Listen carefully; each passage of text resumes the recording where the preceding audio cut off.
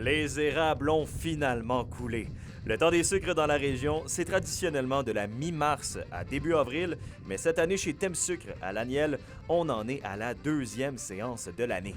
Écoute, c'est commencé il y a 2 semaines et demie à peu près, là, 15-16 jours, on a eu 2 jours de coulée. On a ramassé de l'eau assez pour en bouillir un peu. Mais après ça, ça revirait aux frettes, puis pas les températures n'étaient pas là pantoute pour les 2 semaines qui viennent de passer. Mais là, depuis 5 jours, là, ça a coulé. Là, ça vire au froid. Fait qu'on a récupéré beaucoup d'eau. Là. On va bouillir comme on bouille aujourd'hui, on va bouillir demain. Faut t'aimer ça. Hein. Écoute, il faut que ça soit une passion, premièrement. Ça, c'est la première chose. Puis il faut pas que tu regardes ton temps parce que des heures, tu en travailles. Mais c'est tellement un beau métier, là. Voilà 2 ans qu'Hugo Lévesque a racheté la cabane à sucre.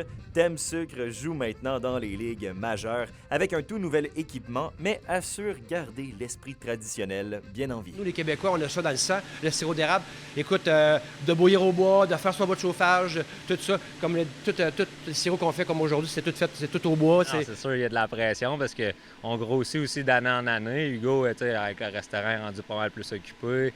On a racheté des montagnes, on a plus d'entailles, fait que ça fait plus d'ouvrage. Puis là, avec tout le monde qui vient, c'est sûr, ça met bien de la pression. Pour un bouilleux comme Tristan, confectionner le sirop d'érable, c'est une passion.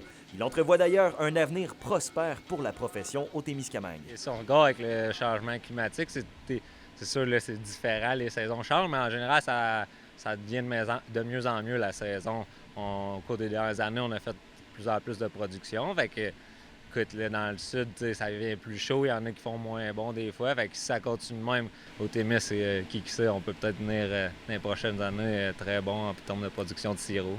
Un regard optimiste qui devra cependant être encadré et supporté, selon Hugo Lévesque, qui croit que les coupes massives d'érable pour le bois d'œuvre doivent cesser afin de faire prospérer la sériculture au Québec. Le potentiel acéricole au Québec il est très important. Hey, c'est notre richesse à nous autres, les Québécois.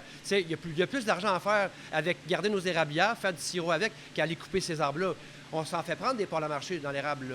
Le Nouveau-Brunswick, l'Ontario, le nord des États-Unis, et ils travaillent aussi là-dessus. Fait que faut rester les premiers salistes. C'est dur à croire, mais oui, début avril, la saison est lancée. Le précédent record de la plus longue saison de bouillage s'est étendu jusqu'au 8 mai. Reste à voir si cette année 2025 en sera une de tous les records. Alexandre Cabana, RNC Nouvelles, à Laniel.